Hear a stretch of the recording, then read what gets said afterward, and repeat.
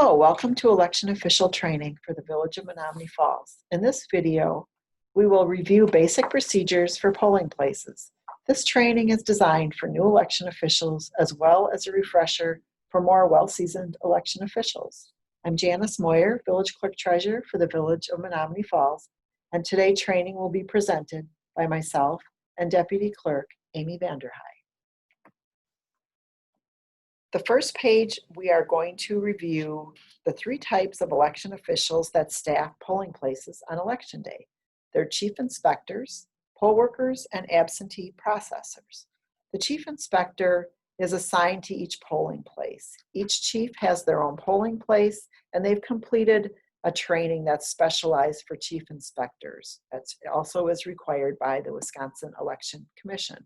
Some of their job duties include documentation and paperwork, liaison between poll workers, voters, and the clerk, in charge of the polling location on election day, and they oversee processes, including but not limited to provisional ballots, observers, and challenged voters or ballots. Regular poll workers, which is the majority of our staff, staff the polling place on election day. It includes poll book table workers, registration table staff, and machine/greeters.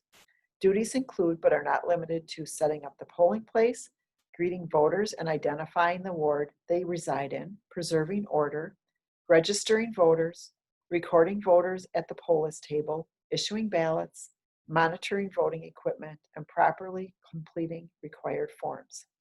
Poll workers are required to stay at the polling place until all duties are completed at the end of the day, and the chief inspector has released them. Duties are assigned by the chief inspectors. Poll workers are required to attend training held by the municipal clerk, such as this training today. Absentee processors, they process absentee ballots at a central location on election day, but they also can serve as a poll worker. We're going to talk a little bit about the procedure on election day. What happens when a voter walks into the polling location? When a voter walks in, they will meet a greeter. The greeter will ask if they know what ward they vote in.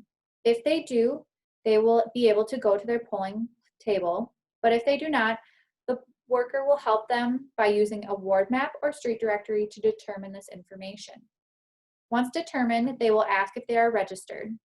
If they are, they will proceed to the poll book table. If they are not, they will proceed to the voter registration table, which is discussed in another video. At the poll book table, the voter will be asked to state their name and address, provide their photo ID. They will then sign the poll book and be given a voter number. After this, a ballot will be issued. Once they have their ballot, they will then go to the voting booth where they will vote their ballot. After that, when they are done marking the ballot, they will proceed to the voting machine to insert their ballot. Finished voting, the voter will then leave the polling location. As you can see, this is diagrammed below. Next, we're going to talk about voting machines and ballots. This first voting machine is the DS200. When the voter is done marking their ballot, they will take it to this DS200 and insert their ballot. All voters must use pens provided in the voting booth. This is due to if a pen smudges the ballot, the voting machine may not read it properly. After the voter puts their ballot in the DS200, they exit the polling place. We do ask that no one modifies this voting equipment. They are made and created to work properly as they are. Express vote. A voter with a disability who is unable to mark a ballot and has or has not asked for assistance must be directed to the express vote machine. Make sure you ask the chief inspector for help. The chief inspector will make sure the voter has received a voter number. If a regular ballot was given to the voter, the chief inspector will retrieve that ballot and spoil it. The voter will be given express vote blank for voting.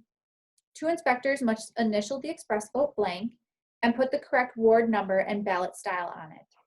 The voter will be directed to the express vote where the chief will select the correct ward. The chief is going to be responsible for helping them through this process. After they have the correct ward, they will then select their choices and proceed to then the DS200 where they again can insert their ballot. Next, we're going to talk about the DS200 ballot. This is the paper ballot. This is the backside of the ballot. On the top, you can see that each ward is assigned a color. This color block will correlate with both the poll book and the number grid. In this location, you will see the ward number, and if there's several ballot styles, you will see different things like Menominee Falls School District or Hamilton School District. The second green arrow shows you where the poll book workers will initial the ballot. This endorsement section has to be initialed by 2 poll workers. This creates a live ballot. The next section is the absentee ballot section. So if an absentee ballot is issued, there will be initials by the clerk here or by the absentee processors if a remade ballot. Next is a certification of a voter's assistance. If someone is unable to mark their ballot and they ask for assistance, the person will have to sign on this line. A voter has to specifically state exactly where they want to vote on the ballot, and that will be what the assister will mark down for them. The last section on here is the remake section. This is used by absentee processors to remake ballots that are unable to be read by the DS200. Things included like a ripped ballot or an unmarked properly ballot. The front side of the ballot. Again, on the top right corner, you'll see a color block. Again, this will correlate with the poll book and the number grid. Next, we have the express vote ballot. The express vote ballot, if you look at the bottom corner, this is where you will mark the ward and ballot style and the initials to create a live ballot. So let's go over just a real short snapshot of how the day goes on election day. The polls do open at 7 a.m. We ask that all poll workers and the chief inspectors be at their scheduled polling places on or before 6:30 a.m. Absentee processors will be told specific start times for each election. First, you would need to check in with the chief inspector. They will assign where you are to be located for the day. Setup is delegated by the chief inspectors. Once you are settled in, you can help them get ready for voters to arrive. All poll lists are printed on the weekend, so all absentee notations are printed on the poll lists ahead of time. The chief inspector will designate an end-of-the-line person to stand at the end of the voting line at 8 p.m. This is done so that those voters in the polling location before 8 p.m. but are not finished are able to vote. Anyone who arrives after 8 p.m. will not be able to vote. Once the day begins, any questions can be directed to the chief inspectors. During voting hours, some basic things to remember from 7 a.m. to 8 p.m. There may be some downtime. Your station has to be manned at all times. If you need a break for the restroom, whatever, please make sure that someone covers your position and that you're letting the chief inspector know so they're aware of where you're at. For lunches, the chief inspector will rotate out people for lunches. Please be patient. Sometimes that can take some time. And then room temperatures vary, so please make sure you dress in layers so that you are comfortable during the day. Also, we are asking you to bring your own food and drink for yourself, especially with the most recent situation with our health concerns. We are asking everybody bring their own, and we refrain from using potlucks. So the end of the day, which is at 8 p.m., we understand it is a long day. Please take time to make sure that all duties are completed. Duties at the end of the day are as important as the duties that are completed during the day. If everyone is calm and they complete their duties assigned to them, it does eliminate the need to come in the following day on Wednesday to complete paperwork and processes. The chief inspector will state at 8 p.m. the polls are now closed and the local board of canvass will convene. Make sure that everyone issued a ballot has finished voting and that their ballot has been put into the DS200 voting machine. Documents must be signed. If you were on a poll book, make sure you sign the front of the book. Do not leave unless you are released by the chief inspector. Missed signatures mean you may need to come back the next day. After the totals tapes are run, a poll worker designated will announce the title of the office or referendum, name of the candidate, and the total votes each candidate or referendum question received. 2 or more poll workers will be asked to empty the ballot box inside the DS200 compartment and check for all ballots to make sure they're all removed.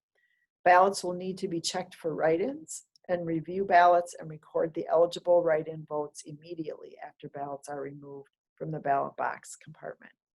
Record all eligible write-ins on a tally sheet when writing the offices on the tally sheet. If there are numbered seats, please make sure those are listed. Rubber band the write-in ballots and put them in a ballot bag with the other voted ballots. The chief inspector will oversee this process.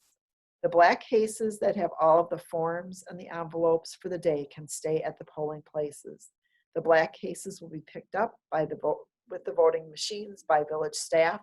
There should not be any of the signed envelopes, machine tapes, ballots, etc. put in the black cases at the end of the night. Make sure the timesheets are signed and completed. The chief inspector and 1 additional poll worker must bring the red and blue bins with voted ballots, envelopes, and completed paperwork to Village Hall. 1 chief inspector must check those in at Village Hall.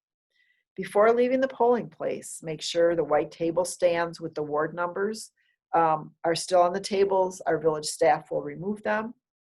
Take down the sample ballots and ward maps, return them to the navy blue totem bag, and then leave the totems up. The village staff will collapse the totems and then make sure that the lights are off at the polling place.